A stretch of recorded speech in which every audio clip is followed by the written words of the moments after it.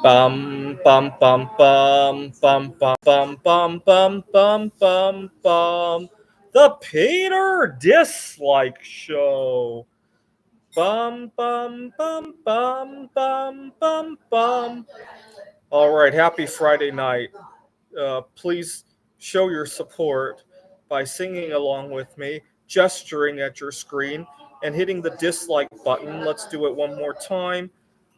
Bum bum bum bum bum bum bum bum bum bum bum bum. The Peter Dislike Show. Bum bum bum bum bum bum bum. All right. Please pray for me. Tomorrow I'm going to a speed dating event here in Taiwan, and I really hope that I meet the right one because life in the United States is destroying me. I'll get to that in a moment, but first the stuff in Taiwan first. Um, Tomorrow I'm going to a speed dating event. Apparently 60 people, and pray that I meet the right one.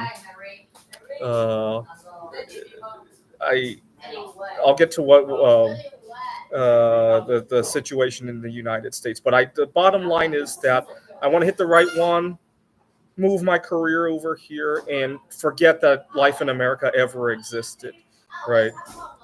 Maybe even get educated on something else while I'm here, and just forget that the last 40 or so sorry years that I had in the United States, and I mean really forget it because nothing good has happened over there. Well, there was a couple of bright spots, especially the last few years where my friends set me up on blind dates, but that's it. Everything else has been a very sorry saga. My career, my relationships, people taking advantage of me. Also, pray that I find my passport. Unfortunately, the US doesn't recognize Taiwan as a country, so losing your passport here is a big headache. And I'm going to once again ask Mary Curry to help me find my passport. And I promise if I find it tonight, I will book a trip to go visit her granddaughter.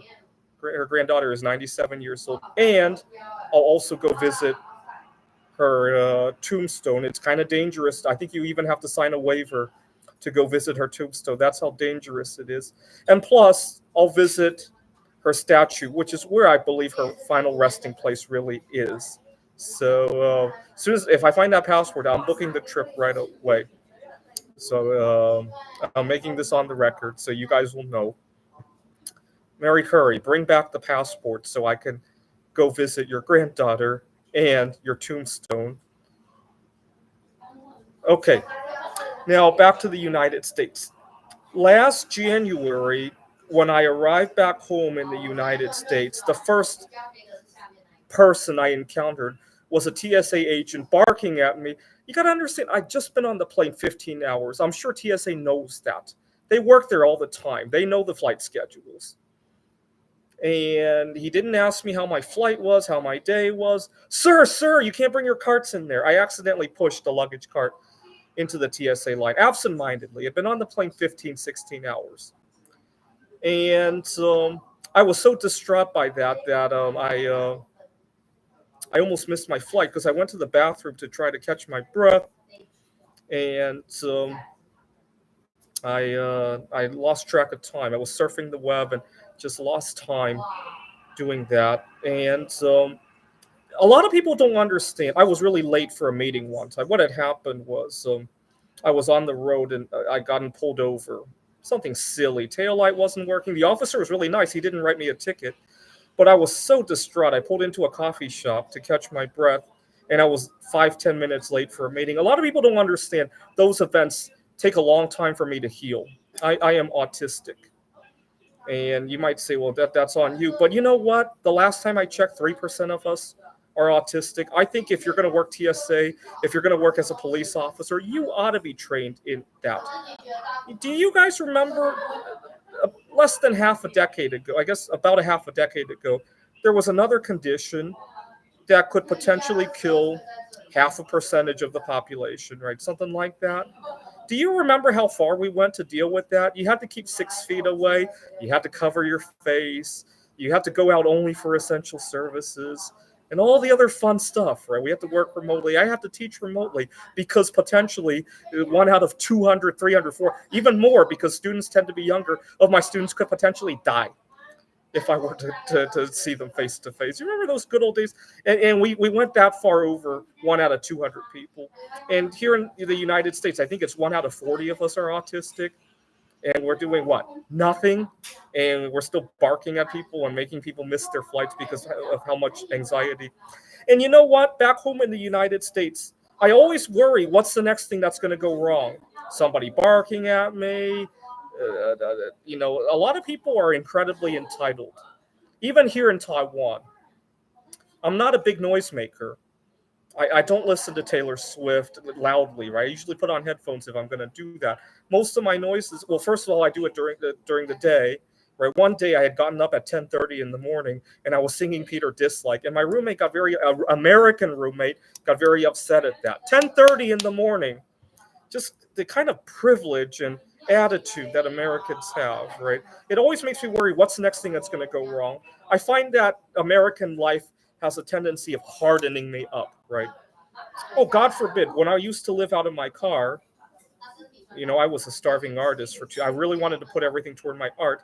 Now, is it a big deal if somebody needs me to move the car at 3 a.m. because they need to clean the street? We do have a lot of, thank God Phoenix is very conscious about keeping the place clean.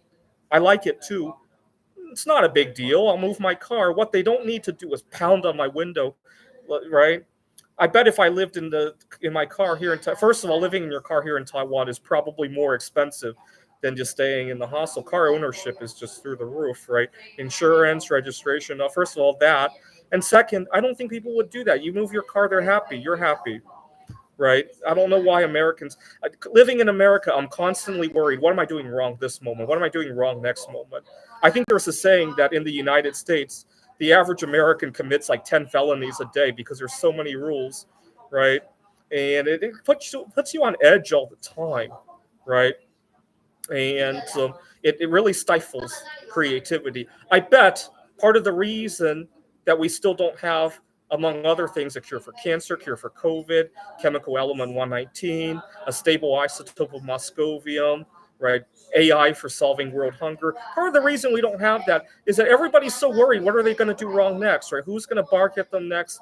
It creates a cloud of anxiety just hangs over the air when I'm in the United States, right? All right, please pray for me. I'm going to meet my future wife tomorrow, and Mary Curry is going to bring back my passport that I misplaced. I think my roommate stole it, by the way. I hope something happens to cause the passport to reappear, and then I'm going to go visit Mary Curry's granddaughter. I'm going to go visit her grave as well. This is the Peter Dislike Show. Bum bum bum bum bum bum bum bum bum bum bum bum. The Peter Dislike Show. Bum bum bum bum bum bum bum. Bum bum bum bum bum bum bum bum bum bum bum bum.